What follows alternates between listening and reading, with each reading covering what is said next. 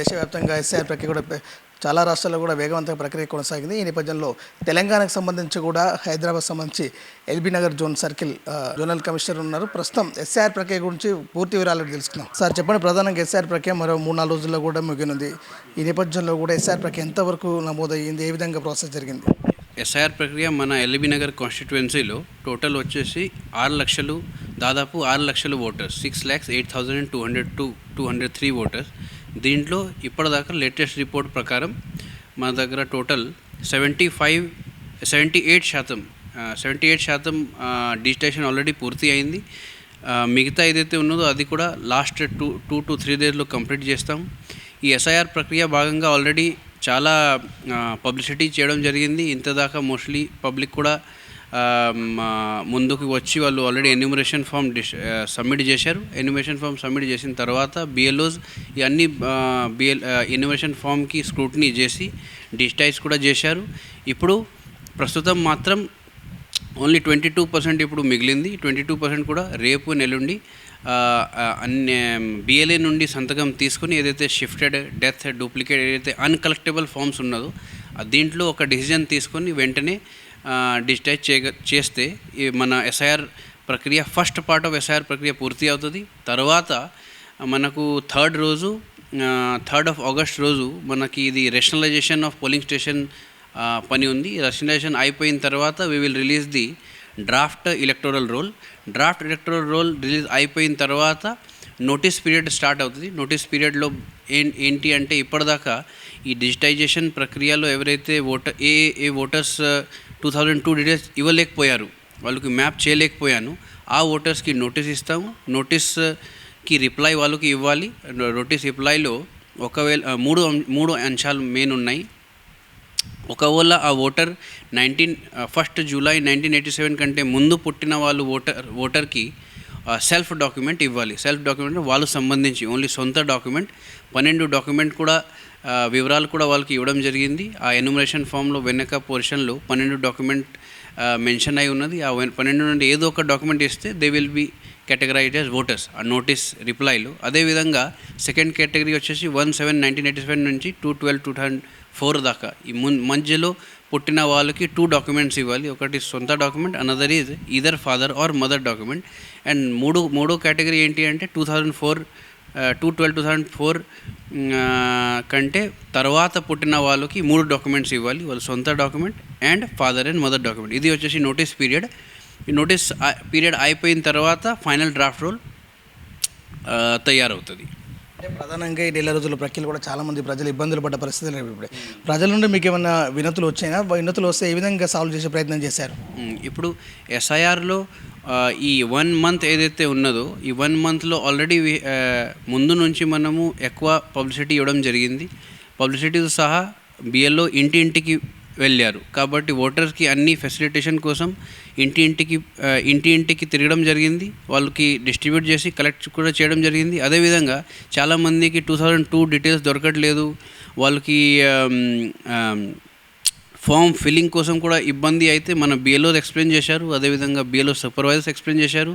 Political party తరఫు నుండి కూడా హెల్ప్ డెస్క్ ఏర్పాటు చేయడం జరిగింది. అదేవిధంగా మన తరఫు నుండి కూడా 5 ప్లేసెస్లో మన zonal office, MRO office Hayath Nagar, circle office Saroor Nagar and DC office నాగోల్లో హెల్ప్ డెస్క్ కూడా ఏర్పాటు చేయడం జరిగింది. అదేవిధంగా ఓటర్స్కి హెల్ప్ కోసం video messages, video recordings, audio recording, resident welfare అసోసియేషన్స్కి SOPs అండ్ గైడ్లైన్స్, అదేవిధంగా colony associations and colony presidents కూడా ఆల్ అవగాహన మటీరియల్, పబ్లిసిటీ మటీరియల్ అన్నీ ఇవ్వడం జరిగింది. ఈ విధంగా అందరు కలిసిమెలిసి మనం ప్రయత్నం చేసినాము and mostly all issues and all problems మనం సాల్వ్ చేయడానికి ప్రయత్నం చేయడం జరిగింది. ముఖ్యంగా హైదరాబాద్ సంబంధించి కూడా ఎల్బీ నగర్ జోన్లో పెద్ద ఎత్తున కూడా దీనికి అటాచ్ ఉన్నటువంటి జిల్లాలు కూడా చాలామందికి డబుల్ ఓటు తీసుకునే ప్రయత్నం కూడా చేశారు. ఈ నేపథ్యంలో ఆ ఓట్లను ఎలా ఐడెంటిఫై చేశారు, ఏ విధంగా ముందుకెళ్ళే ప్రయత్నం చేశారు?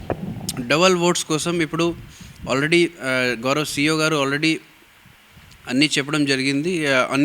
ఆల్రెడీ చెప్పారు 2 votes అయితే దట్ ఈజ్ క్రిమినల్ ఆఫెన్స్ కాబట్టి ఆల్రెడీ ఈ ఎక్కువ అవగాహన ఇవ్వడం జరిగింది. అదేవిధంగా ఒకవేళ అనుకోండి కొందరు పర్సన్ ఒకవేళ 2 ప్లేసెస్లో ఎన్యూమరేషన్ ఫాల్ట్ సబ్మిట్ చేస్తే కూడా ఒక DSE డెమోగ్రఫిక్లీ సిమిలర్ ఎంట్రీస్ లిస్ట్ తయారు చేసి మన సిఓ ఆఫీస్ నుండి ఈసీఐ ఆఫీస్ నుండి బిఎల్ఓ యాప్కి పుష్ చేస్తున్నారు. సో ప్రతి ఒక్క బిఎల్ఓ దగ్గర వాళ్ళు యాప్లో వాళ్ళు పిఎస్లో ఒకవేళ డబల్ ఓటర్స్ ఐడెంటిఫై అయింది అనుకోండి, that is getting reflected in BLO app. ఆ బిఎల్ఓకు ఆ డిఎస్సి కూడా క్లియర్ చేయాలి. ఆ డిఎస్సి క్లియర్ చేయడానికి వాళ్ళు ఆ ఓటర్స్ దగ్గర వెళ్ళి వాళ్ళకి అడుగుతారు ఎక్కడ ఓటు ఉంచుకోవాలి. వాళ్ళు ఇష్టం ప్రకారం they can choose one place, అక్కడ ఉంచుకోవాలి అండ్ వేరే ప్లేస్లో తీయాలి. సో దిస్ ఈజ్ ఆల్సో ప్రతి ఒక్క బిఎల్ఓ యాప్లో ఆల్రెడీ పుష్ చేయడం జరిగింది. మన దగ్గర కూడా డేటా ఉన్నాయి. మన దగ్గర ఆల్మోస్ట్ దాదాపు మోర్ దెన్ 3000 డిఎస్సి ఉన్నది అక్రాస్ 577 బిఎల్ఓస్. సో ఈ అన్ని బిఎల్ఓస్కి అపార్ట్ ఫ్రమ్ డిజిటైజేషన్ వర్క్ ఆ డిఎస్సి కూడా క్లియర్ చేయడానికి ఇన్స్ట్రక్షన్స్ ఇవ్వడం జరిగింది. అది వాళ్ళు అదే పనిలో ఉన్నారు ఇప్పుడు. అంటే గతంలో కూడా ఆన్లైన్లో కూడా అప్లై చేసుకోవచ్చు అని కూడా ఒక విషయం తెలిసింది. ఈ నేపథ్యంలో ఎంతవరకు అందులో నమోదయ్యే ప్రక్రియ కొనసాగింది? ఆన్లైన్లో ఎన్యూమరేషన్ అంటే వచ్చేసి సెల్ఫ్ ఎన్యూమరేషన్ సంబంధించి ఆల్రెడీ అవగాహన ఇవ్వడం జరిగింది. Video recordings and audio recordings కూడా ఇవ్వడం జరిగింది. అండ్ గౌరవ్ సిఓ గారు కూడా క్లియర్గా వాళ్ళు ఇంటర్వ్యూస్లో అండ్ వీడియోస్లో చెప్పారు. సెల్ఫ్ ఎన్యూమరేషన్ మన ఎల్బీ నగర్ కాన్స్టిట్యుయెన్సీ చూస్తే it is almost more than 25,000. ఇప్పుడు ఎగ్జాక్ట్ డేటా చూస్తే will see the self enumeration data. Self enumeration submit చేసిన వ్యక్తులు వచ్చేసి 22,548. సో 22,548 జనాలు సెల్ఫ్ ఎన్యూమరేషన్లో వాళ్ళు సొంత ఆన్లైన్లో అప్లై చేశారు. పర్సంటేజ్ మీరు చూడండి 3.71%. సాధారణంగా అయితే పాత ఓట్ల గురించి కూడా ఎంక్వైరీ విచారణ జరిపించే ప్రయత్నం అయితే చేస్తారు.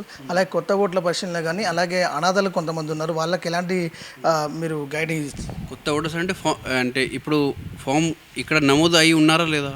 అంటే గతంలో కొంతమంది ఉన్నారు, ఓట్లు తీసేశారంట, అడ్రస్ సర్టిఫికేట్ లేకుండా. ప్రస్తుతం కొత్త ఓట్లు ఎలా చేసుకోవాలి? ఒకవేళ చాలా ఓటర్ ఐడీస్ ఒకవేళ అనుకోండి మీ ఓటర్ ఐడి ఇప్పుడు యాక్టివ్ లేదు, మీ దగ్గర ఓటర్ ఐడి ఉన్నది బట్ అది బిఎల్ఓ యాప్లో లేకపోతే ECI.gov.inలో ఆ నంబర్ కొడితే ఏమవుతుంది, నో డీటెయిల్స్ ఫౌండ్ వస్తున్నది. ఇట్ మీన్స్ దట్ ఆ ఓట్ ఇప్పుడు లేదు. దట్ ఈజ్ అది తీయడం జరిగింది. ఎట్లా తీసేశారు దట్ మేబీ రకరకాల రీజన్స్ తీసేశారు. బట్ ఇప్పుడు వాళ్ళకి ఏం చేయాలి అంటే వాళ్ళకి కొత్త ఫామ్ 6 పెట్టాలి. ఫామ్ 6 వచ్చేసి ఫర్ న్యూ ఓటర్. ఆ ఫామ్ 6 ఇప్పుడు కూడా మీరు పెట్టుకోవచ్చు. Form 6 plus declaration. ఇప్పుడు మామూలు ప్రక్రియ ఏదైతే ఉన్నదో ఫామ్ 6, ఫామ్ 7, ఫామ్ 8 అది సస్పెండ్ చేసి ఇప్పుడు SIR ప్రక్రియలో కూడా ఫామ్ 6 ప్లస్ డిక్లరేషన్ మీరు ఇవ్వచ్చు. లేకపోతే తర్వాత కూడా after the publication draft role కూడా మీరు ఫామ్ 6 పెట్టుకోవచ్చు. ఫామ్ 6 ఈజ్ నార్మల్ ప్రొసీజర్ అంటే నిరంతర ప్రక్రియ. Through out the year you can put to the bill. కొంతమంది ఆర్ఫన్స్ కూడా ఉన్నారు, ఆర్ఫన్స్ కొత్తగా మ్యారేజ్ చేసుకున్న వాళ్ళు ఐడెంటిఫై కోసం చూపించుకోవాలి. ఆర్ఫన్స్ ఇప్పుడు ఓటర్ ఉన్నారా లేదా? ఇప్పుడు కొత్త ఓట్ అవసరం. యూ కెన్ టేక్ ఫామ్ 6 పెడితే you can take it. Form 6 అంటే ఓటర్ కార్డ్ తీసుకోవడానికి ఓన్లీ 2 క్రైటీరియా. ఒకటి వచ్చేసి రెసిడెన్సీ, అన్నది citizenship. So there is no problem of orphans etcetera, వాళ్ళు కూడా తీసుకోవచ్చు. 2 రోజులు పోతే ప్రక్రియలు కూడా మీరు ఏమన్నా క్షేత్రస్థాయిలో ఫీల్డ్ మీదకి వెళ్ళి పరిశీలన చేశారా? బిహేవియర్ గురించి, అలాగే ఎన్యూమరేటర్ సిబ్బంది గురించి సంబంధించి ఏమన్నా పరిశీలన చేశారా? ఈ రెగ్యులర్గా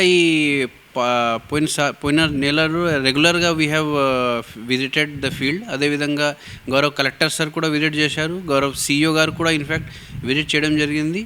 అండ్ అవర్ ఏఈఆర్ఓస్, ప్రతి ఒక్క ఏఈఆర్ కూడా ఫీల్డ్లో ఉన్నారు. సో ఫీల్డ్లో తిరిగి we have seen the physical issues, అదేవిధంగా టెక్నికల్ అండ్ ప్రాక్టికల్ ఇష్యూస్ ఏదైతే ఉందో అది కూడా చూడడం జరిగింది. అది క్లారిటీ కోసం మధ్యలో పొలిటికల్ పార్టీతో మీటింగ్ కూడా ఏర్పాటు చేయడం జరిగింది. వాళ్ళకు కూడా ఈ ఇష్యూస్ చెప్పడం జరిగింది. వాళ్ళ నుండి కూడా సహాయం అండ్ కోఆపరేషన్ కూడా కోసం అన్ని ప్రయత్నం చేయడం జరిగింది. అండ్ హెల్ప్ డెస్క్ కూడా ఏర్పాటు చేయడం జరిగింది. ముఖ్యంగా ప్రధానంగా ఎందుకంటే పెద్ద ఎత్తున జనాభా ఉన్న ప్రాంతాల్లో కూడా ఏమైనా డేట్ పొడిగించే అవకాశం ఉందా? మీ దగ్గరికి ఏమన్నా కాలనీ సంఘాలు కానీ, అలాగే రాజకీయ పార్టీ ప్రతినిధుల నుంచి ఏమైనా విజ్ఞప్తులు వచ్చాయి? ఇప్పటిదాకా ఇప్పుడు ఆల్రెడీ ఎలక్షన్ కమిషన్ నుండి ఆల్రెడీ ఒక్కసారి దే హ్యావ్ గివెన్ ఎక్స్టెన్షన్. ఇంత దాకా 24th రోజు దాకా ఉన్నది మన ప్రక్రియ. బట్ ఇప్పుడు 3rd దాకా ఉన్నది. దిస్ ఈజ్ ఈ డిసిజన్ వచ్చేసి మన ఎలక్షన్ కమిషన్ డిసిజన్. సో వాళ్ళు డిసిజన్ ప్రకారం మనం ఫాలో అవుతాము. ఇప్పటిదాకా we have lost day third రోజు ఏదైతే రిప్రజెంటేషన్ ఇచ్చారో ఇంతకు ముందు వాళ్ళు ఇచ్చి ఉన్నారు. బట్ ఇప్పుడు ఏం రిప్రజెంటేషన్ ఇవ్వలే, ఎందుకంటే already we have done good work. ఈ 10 days ఎక్స్టెన్షన్ పీరియడ్లో కూడా చాలా ఎక్కువ అవగాహన కార్యక్రమం ఏర్పాటు చేసి మ్యాక్సిమం పర్సన్స్కి చెప్పడం జరిగింది. So hopefully we will not need more extensions. ఇప్పుడు యాజ్ పర్ ఇప్పుడు ఉన్న ఇన్ఫర్మేషన్ ప్రకారం థర్డ్ రోజు లాస్ట్ ఉన్నది. డేట్ ఎక్స్టెన్షన్ ఉందా లేదా ఇది ఎలక్షన్ కమిషన్ విల్ డిసైడ్.